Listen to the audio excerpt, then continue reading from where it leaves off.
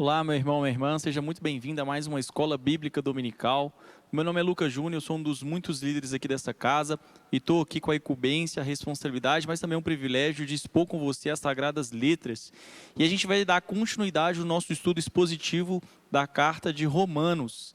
Então, sem mais delongas, eu queria que você abrisse aí a sua Bíblia em Romanos, capítulo 5, a partir do verso 12, a gente vai iniciar a última perícope aí do capítulo 5, do verso 12 ao verso 21.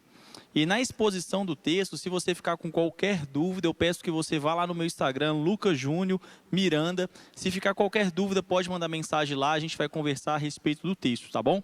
E eu peço também que você acesse o nosso canal do YouTube e não perca nenhuma exposição dos nossos estudos, porque ele é sistemático, ele é verso a verso, capítulo a capítulo. Então, você, para não perder nada daquilo que foi exposto, volta lá, tá? E assista para você acompanhar e não perder a maravilhosa exposição da carta aos Romanos, que é um texto lindo do Novo Testamento, em que o apóstolo Paulo ele trata coisas fundamentais para a nossa vida prática, saudável e correta do cristianismo, tá bom? E antes de ler o texto com você, eu quero apenas te introduzir de forma muito rápida, até porque nós temos lá uma aula de introdução da carta aos Romanos que vai te explicar tudo a respeito do autor, para quem foi, contexto histórico, contexto geográfico. Então, volta lá, assiste, mas para que a gente não caia de paraquedas aqui, uma breve introdução para você a partir do verso 12 do capítulo 5, tá bom?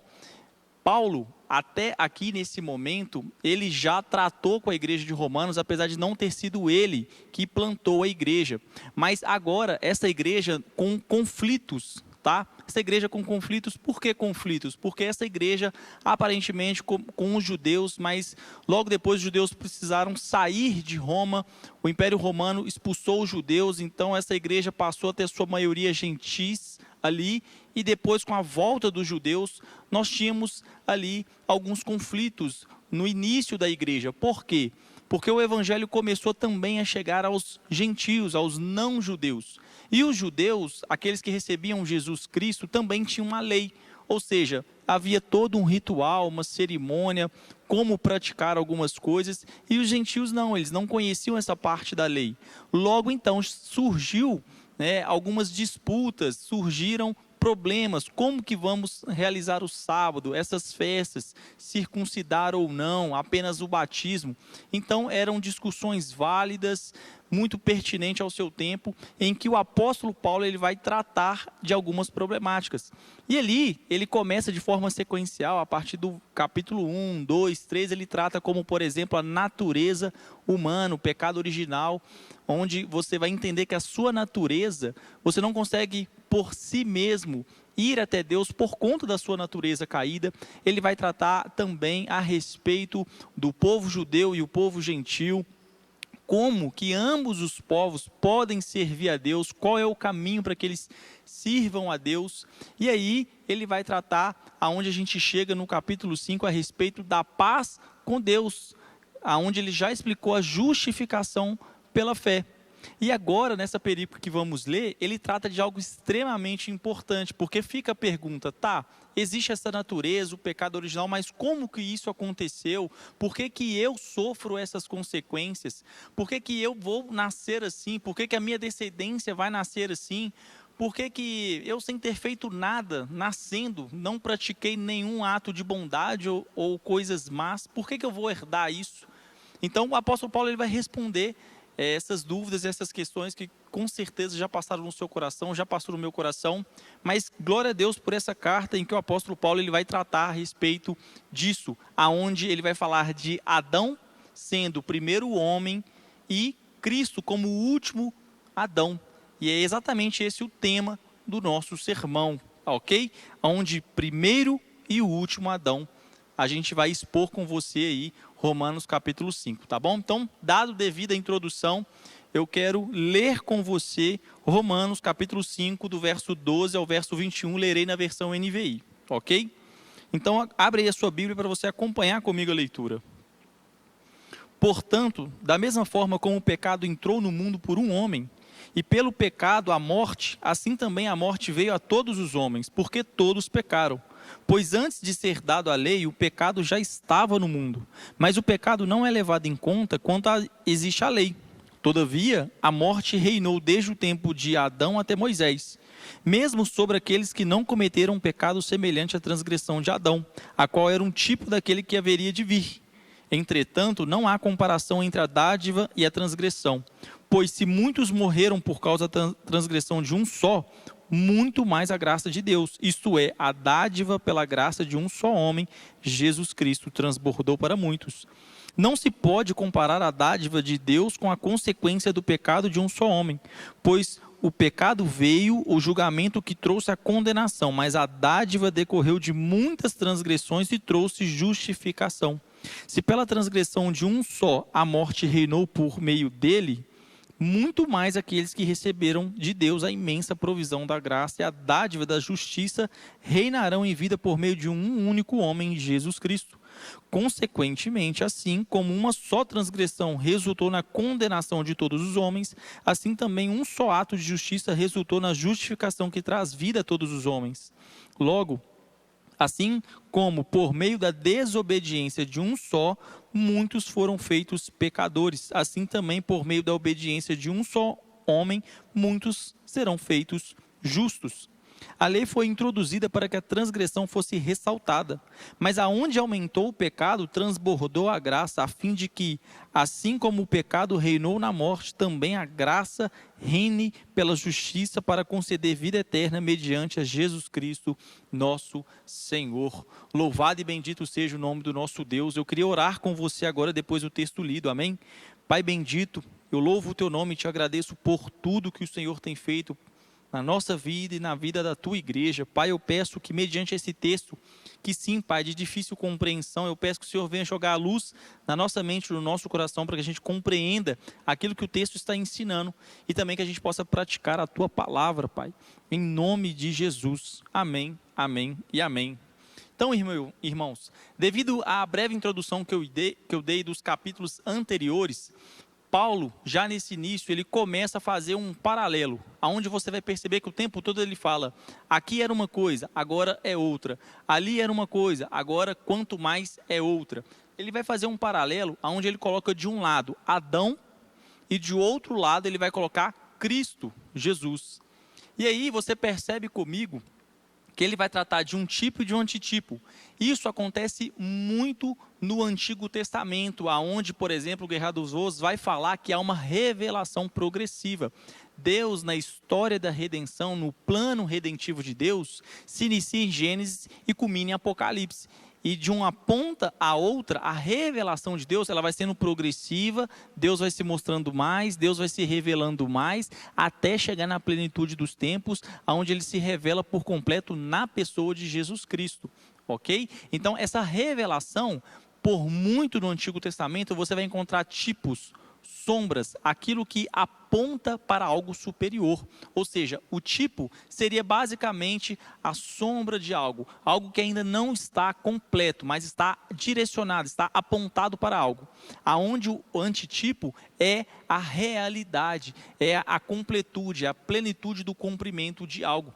Então, no Antigo Testamento, nós vimos coisas apontando para Cristo, apontando para algo, e logo Cristo sendo o cumprimento. Por exemplo, em Gênesis, quando acontece, a gente vai decorrer aqui do pecado original de Adão, né, a transgressão de Adão, a desobediência de Adão. Quando Adão peca, o que Deus precisou fazer? Deus precisou matar um cordeiro para cobrir a nudez de Adão e Eva. Pelo pecado de Adão e Eva, a culpa era dos dois. E quem é que morreu? Quem é que teve que pagar pelo pecado de Adão e Eva? Adão e Eva não morreram naquele instante, eles ainda continuaram vivos. Mas quem é que sofreu a pena? Foi um cordeiro que precisou ser imolado para cobrir a nudez de Adão e Eva. Ou seja, aqui nós vemos uma sombra, nós vemos algo que vai ser direcionado para o futuro, ou seja, um tipo de algo que vai ser pleno lá no futuro. Quando João Batista vê Jesus caminhando no Rio Jordão, e ele fala assim, ó, eis aí o Cordeiro de Deus que tira o pecado do mundo. Cristo sendo o Cordeiro, aquele que entrega o seu sangue para purificar o pecado daqueles que creem nele. Ou seja, Cristo é o suprassumo, é o verdadeiro, é a plenitude do Cordeiro que tira o pecado do mundo. Mas todos os outros sacrifícios eram um tipo, apontava para o verdadeiro sacrifício e o melhor sacrifício de todos, que é Cristo Jesus, pois ele é tão poderoso que não se necessita mais de sacrifícios, pois o único sacrifício de Jesus Cristo na cruz foi suficiente para perdoar multidões de pecados. E é exatamente isso que Paulo vai falar a respeito da desobediência de Adão, mas a obediência de Cristo. Amém? Então, dada essa explicação também, eu queria voltar com você no texto, onde eu vou ler verso a verso, vou explicar com você e ao final iremos aplicar esse texto. Amém? Então, queria que você voltasse aí na sua Bíblia, eu vou ler o verso 12.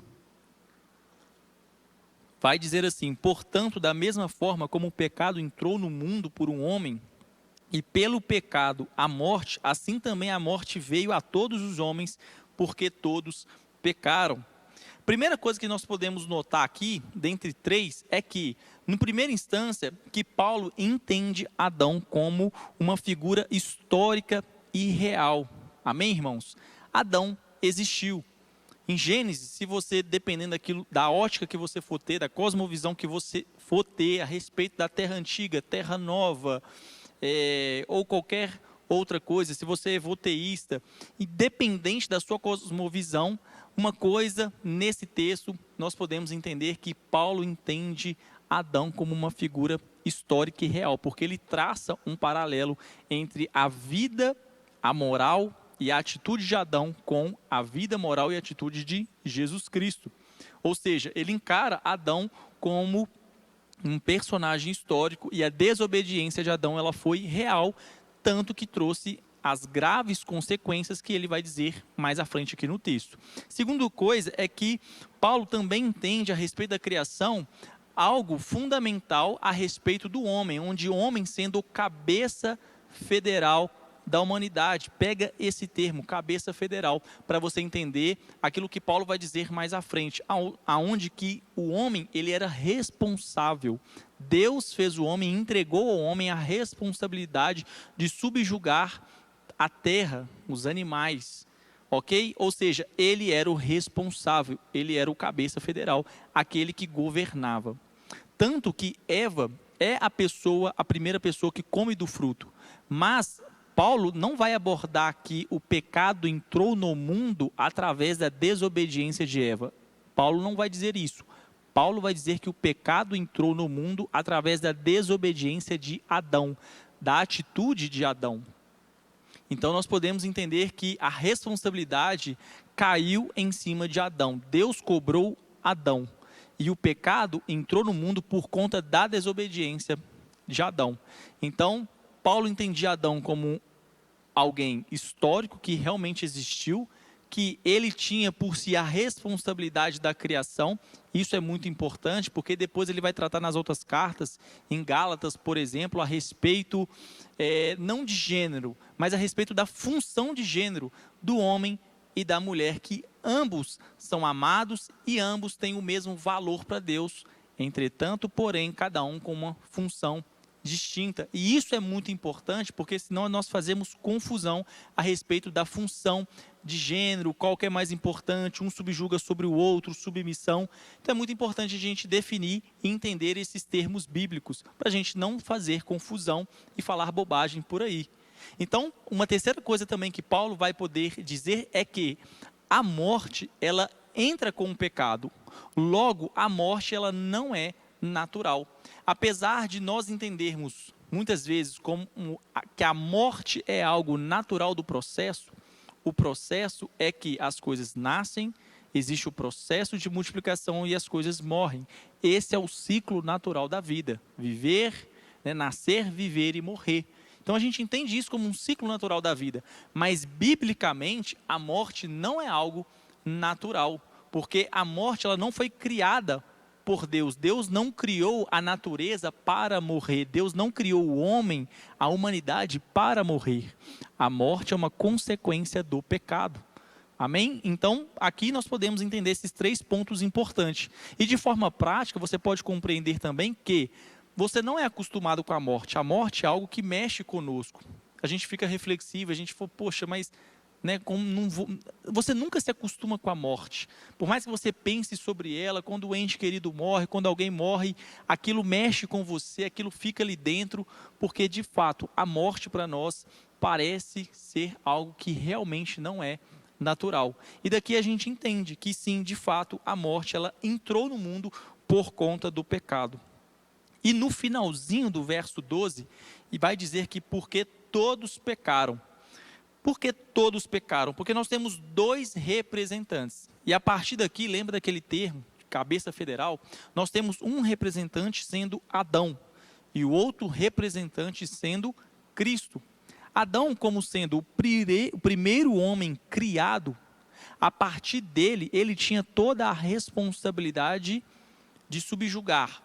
Só que por conta da desobediência dele, houve uma ruptura, houve uma morte espiritual e logo em sequência uma morte natural. Tanto que Adão e Eva, apesar de viverem muito, eles morrem.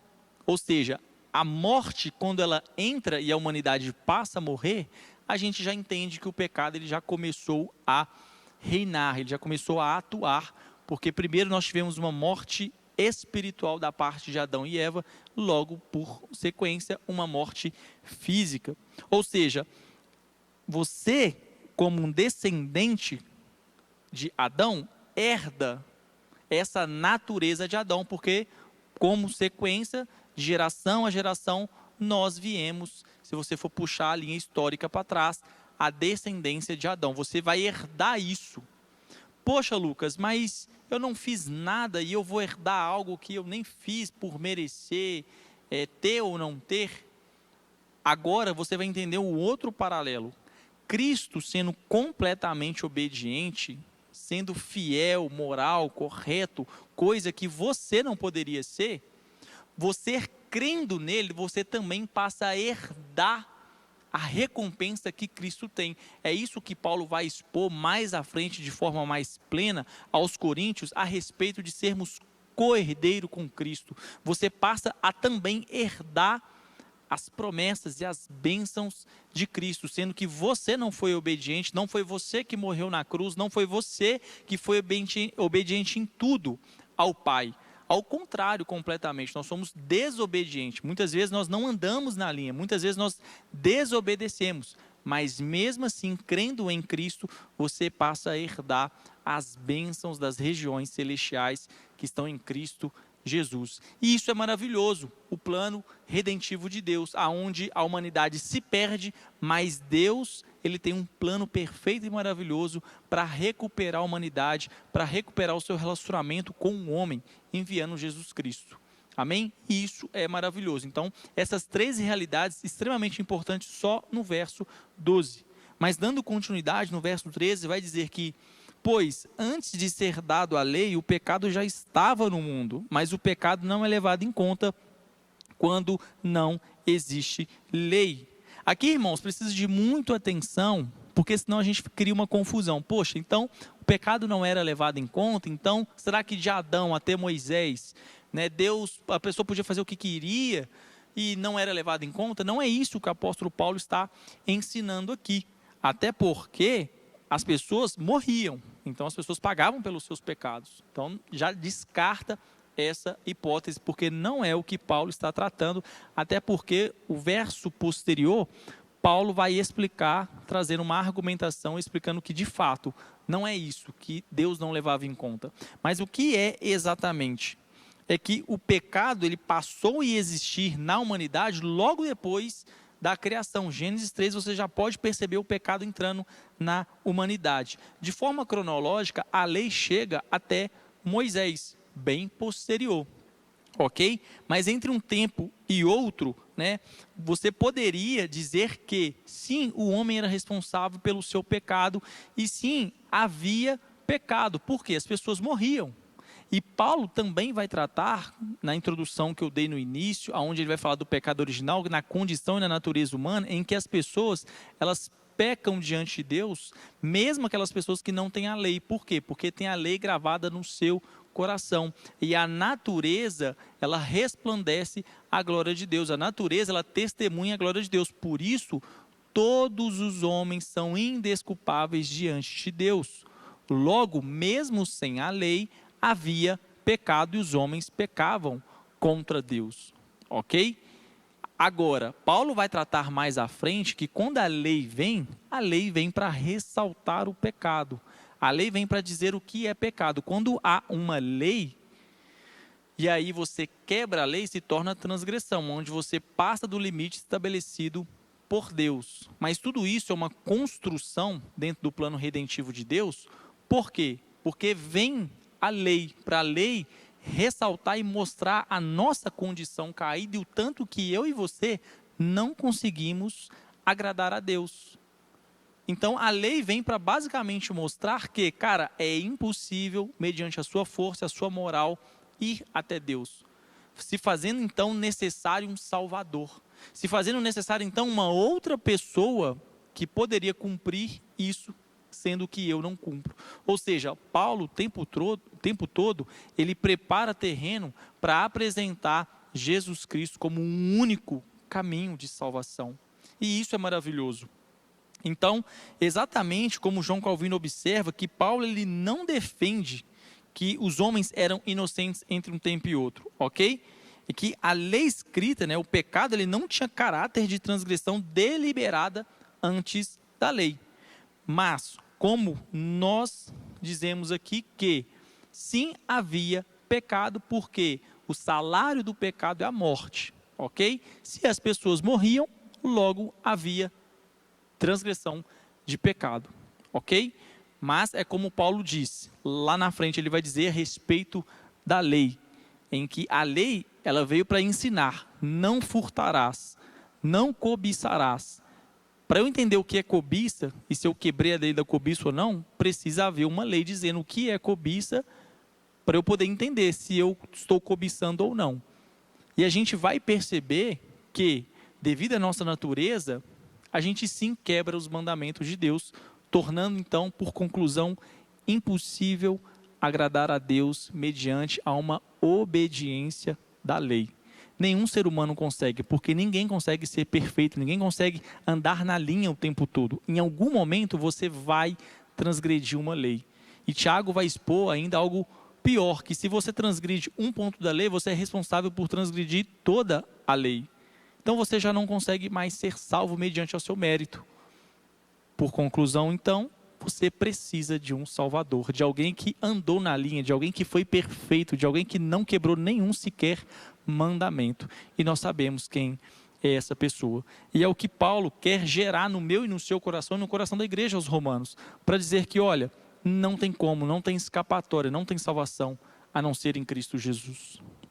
O texto continua no verso 14 dizendo: todavia, a morte reinou desde o tempo de Adão até Moisés, mesmo sobre aqueles que não cometeram um pecado semelhante à transgressão de Adão, a qual era o tipo daquele que haveria de vir. Olha só, como eu disse no verso 14, o apóstolo Paulo, ele está argumentando e tirando o pensamento do meio do seu coração de dizer, então, as pessoas eram desculpáveis, entre Adão e Moisés, porque se não havia lei, então Deus não levava em conta.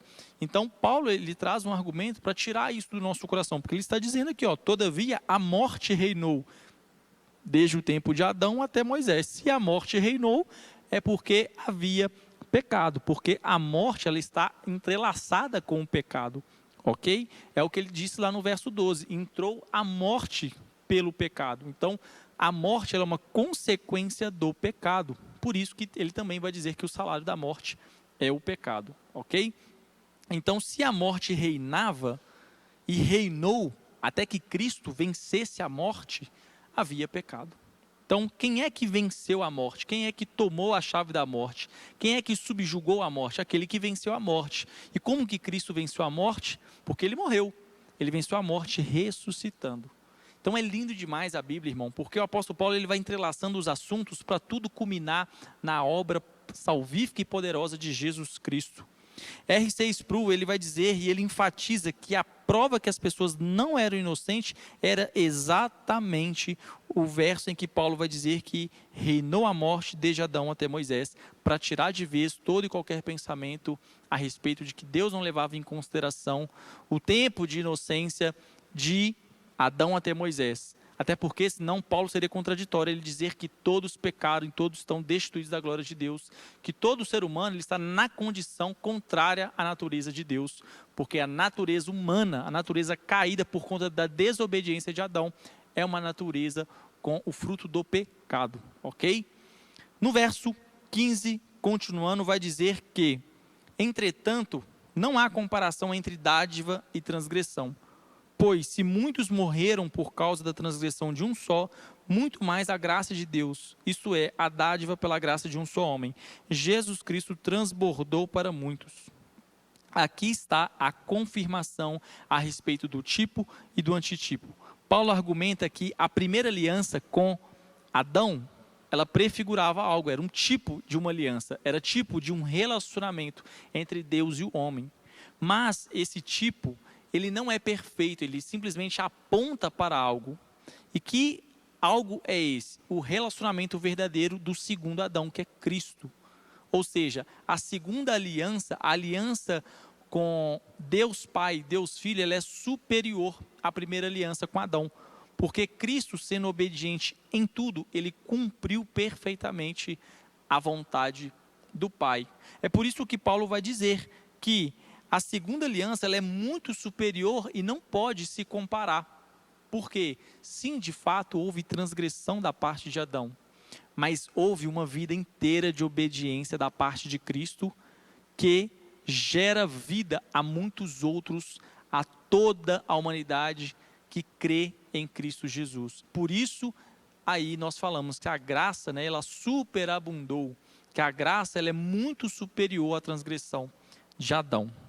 Verso 16 e verso 17 continua e vai dizer assim: não se pode comparar a dádiva de Deus com a consequência do pecado de um só homem. Por um pecado veio o julgamento que trouxe condenação, mas a dádiva decorreu de muitas transgressões e trouxe justificação. Se pela transgressão de um só a morte reinou por meio dele, muito mais aqueles que receberam de Deus a imensa provisão da graça e a dádiva da justiça reinarão em vida por meio de um só, Jesus Cristo. E aí, irmãos, lembra lá atrás que eu falei sobre a teologia federal, cabeça federal, vai ser importante para nós entendermos aqui a respeito do verso 16 e do verso 17.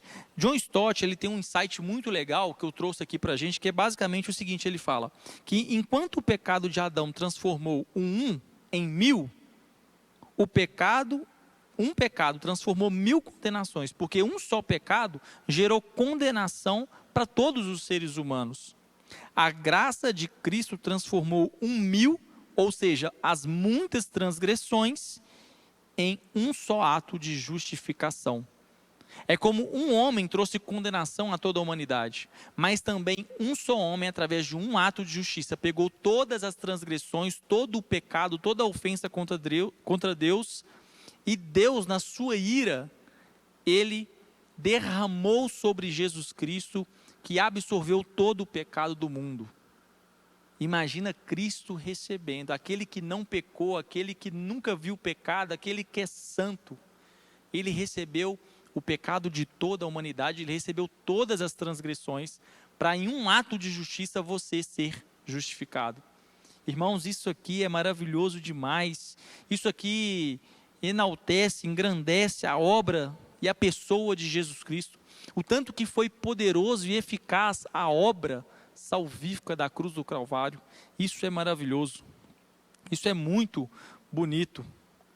E aí, continuando o texto, no verso 18, no verso 19, vai dizer que, consequentemente, assim como uma só transgressão resultou na condenação de todos os homens, assim também um só ato de justiça resultou na justificação que traz vida a todos os homens.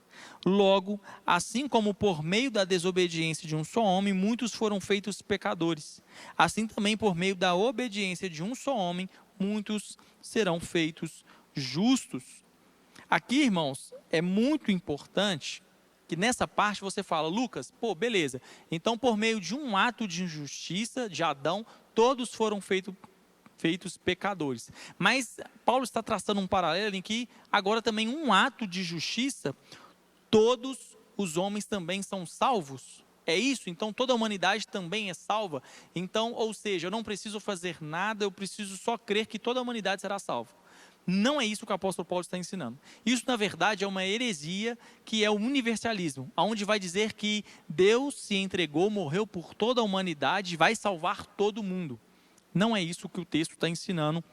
E é exatamente isso em que John Murray e Douglas Moo advertem contra o universalismo, aonde que todos, a palavra todos, deve ser entendido dentro do contexto de cabeça federal. Ou seja, todos que estão debaixo do cabeça federal Adão estão em pecados, mas todos que estão debaixo da obra de Jesus Cristo será salvo. E como que você faz parte desse grupo todo que será salvo e justificado por meio de Cristo Jesus? Aquele que crê. Aquele que crê.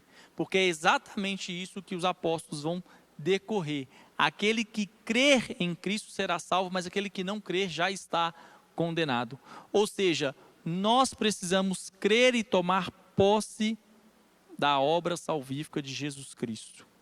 Ou seja, isso já elimina a possibilidade do universalismo, porque se nós temos uma pessoa que não crer nessa obra, ela não é salva e ela permanece na condição debaixo da cabeça federal de Adão, pois só há exatamente dois caminhos, não tem mais do que isso, exatamente dois caminhos, ou você está na natureza de Adão, ou você está na natureza de Cristo, ou você já está com Cristo salvo, ou você ainda permanece na natureza caída de Adão, amém?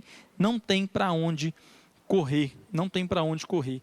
E no finalzinho, onde vai falar que se Cristo cumpriu toda a exigência moral e penal dessa aliança, Cristo cumpriu tudo aquilo que deveria cumprir, que Adão não conseguiu e eu e você não conseguimos, mas Cristo conseguiu, é o que Gerhard Voss vai chamar de escatologia realizada. A vida eterna começa com um decreto judicial de Deus, porque Deus, ele não poderia ser injusto. Simplesmente houve o pecado. Deus não poderia simplesmente fingir que Adão e Eva não pecou. Deus precisava julgar o pecado. Por isso se fez necessário um inocente morrer no nosso lugar para quitar essa dívida. Louvado seja Deus por isso, bendito seja o nome do nosso Deus. Para finalizar, capítulo 5, verso 20 e 21, para ler. A lei foi introduzida para que a transgressão fosse ressaltada, mas aonde aumentou o pecado, transbordou a graça, a fim de que, assim como o pecado reinou na morte, também a graça reine pela justiça para conceder vida eterna, mediante a Jesus Cristo nosso Senhor. Aqui, irmãos, o termo introduzido, ele é basicamente o que significa de deixar de lado ou entrar sorrateiramente. Ou seja, é algo que foi introduzido para enaltecer, para esclarecer. E é exatamente aquilo que eu disse anteriormente. A lei, a transgressão, ela foi ressaltada com a lei. Porque exatamente quando a lei veio, com aqueles muitos mandamentos, você percebe o quão é difícil permanecer na linha, porque você quebra muita coisa. Se você parar e pensar em um só dia, e aí você examina o seu dia, ou talvez a sua semana, você percebe que você quebrou pelo menos uns 3 mandamentos. Quando você simplesmente mente, Lucas, mas foi uma mentira tão pequena, beleza, mas mentiu, que já quebrou um mandamento. Lucas, mas eu cometi algo que, eu brinquei com algo, no nome de Deus, eu cometi algo que não foi legal, beleza, quebrou o 4º mandamento. Você carregou o nome de Deus, você de alguma forma envergonhou o nome de Deus, não deu testemunho. Simplesmente algo não aconteceu, eu fiquei muito triste, fiquei muito frustrado e acabei ficando muito mal. Aí você pesquisa, você vai ver, cara, você está adorando aquilo é um ídolo na sua vida, porque é aquilo que comanda a sua vida. Para você conquistar aquilo, você pisa nos outros, passa por cima, e você vai ver, quebrou mandamento, você construiu um Deus diante de você. Não pode ter outro Deus, já quebrou outro mandamento. Aí você percebe que você gerou ranço de uma pessoa muito chata, você foi lá, ficou com raiva, com ira daquela pessoa, quebrou outro mandamento. Aí você percebe que não dá para ter uma vida correta, não dá para ter uma vida que você não consiga não quebrar nenhum mandamento. Você percebe que é difícil demais. Melhor, é impossível viver uma vida sem quebrar nenhum mandamento. Ou seja, enaltece a nossa natureza. Ou seja, é para gerar no seu coração a seguinte pergunta: então como que eu posso ser salvo? Eu não consigo então me salvar? Eu não consigo andar na linha e me salvar? Quem pode me salvar então? O que pode acontecer? Quem pode me salvar? É para gerar essa necessidade, a necessidade de um Salvador, a necessidade de alguém que é correto, idôneo, que é simplesmente Deus Filho, que sim, ele cumpriu de forma obediente toda a exigência do Pai, para que eu e você pudéssemos ser salvos. Está vendo como que isso engrandece a obra de Jesus Cristo? É por isso que transborda a graça de Deus. A graça de Deus, ela transbordou, porque isso é oferecido a todo aquele que nele crê. E isso é maravilhoso demais. Ou seja, que Douglas Moo, ele explica que a lei não é o personagem principal dessa drama toda. Ela simplesmente veio para cumprir um propósito maior de Deus, para revelar a necessidade de Jesus Cristo. A lei, ela não faz o homem pecar mais por conta da lei. Você não peca mais. Ela simplesmente revela a natureza do pecado. Ela simplesmente revela a sua natureza, que você não consegue não pecar. Você não consegue ter essa escolha. Não, eu vou ficar um mês sem pecar. Você não consegue. Você tem uma natureza dentro de você que é mais forte. E essa natureza você percebe que ela é má. E a lei vem para revelar isso, para mostrar a necessidade de um Salvador. Ou seja, o reinado do pecado, que o pecado ele reinou na morte. A morte era o cetro e a prova da soberania do pecado sobre a humanidade de Adão. É por isso que a morte reinava em Adão e na natureza de Adão. Mas Cristo venceu a morte. O segundo Adão, ele venceu a morte. E o texto termina, com o objetivo de vida eterna. E isso é maravilhoso. E Spurgeon, ele vai dizer, e ele destaca algo extremamente importante, que a graça, ela não reina atropelando a lei, mas pela justiça, porque Deus não ignora o pecado. Deus simplesmente não fingiu que não houve pecado. Ele precisou punir o pecado. Ele precisou aplacar a sua ira, porque a humanidade já havia pecado contra Deus. Então Deus precisava punir o pecado. Ele não podia simplesmente fingir que não houve nada, porque senão Deus seria injusto, e Deus não é injusto, Deus precisa ser justo. E como que ele cumpriu a sua justiça? Na obra da cruz de Cristo, onde Cristo, ele foi punido na cruz pelo meu e pelo seu pecado, para que houvesse então o transbordar da graça de Deus. Está vendo, irmãos, como que Cristo, ele é a figura central, que sem Jesus Cristo não tem cristianismo, sem Jesus Cristo não tem salvação, sem Jesus Cristo não tem vida de santidade, não tem vida com o Espírito Santo, não tem nada. Jesus Cristo, ele é a obra central. Perceba comigo que do início ao fim, todo o plano redentivo de Deus culmina na pessoa de Jesus Cristo. E isso é maravilhoso. Vá para a sua Bíblia, ler, entender a sua Bíblia, sempre pensando naquilo que culmina em Jesus Cristo. Como que isso termina em Jesus, como que isso revela Jesus, o que isso aponta para Jesus, porque toda a palavra de Deus aponta para o Filho. Porque não há outro caminho de salvação senão por meio de Jesus Cristo. É o que Paulo diz, finalizando o verso 21 que lemos, que reine pela justiça para conceder vida eterna, mediante a quem? Mediante a Jesus Cristo, nosso Senhor. Amém? Louvado seja Deus, louvado seja Deus, louvado seja o nome do nosso Senhor Jesus Cristo. Para finalizar, eu quero aplicar com você com duas aplicações mediante a leitura e exposição desse texto. Amém? A primeira é que não há pecado suficiente que Cristo não possa perdoar e te salvar. Irmãos, nós lemos aqui, e de forma até exaustiva, Paulo, ele o tempo todo traz a argumentação de que sim, a desobediência ela entrou por meio de um homem, mas a obediência veio e transbordou a graça de Deus por meio de Jesus Cristo. Então não fica aí choramingando, mas eu fiz isso, mas eu fiz aquilo outro, mas eu cometi isso, será que Deus me ama, será que Deus vai me perdoar?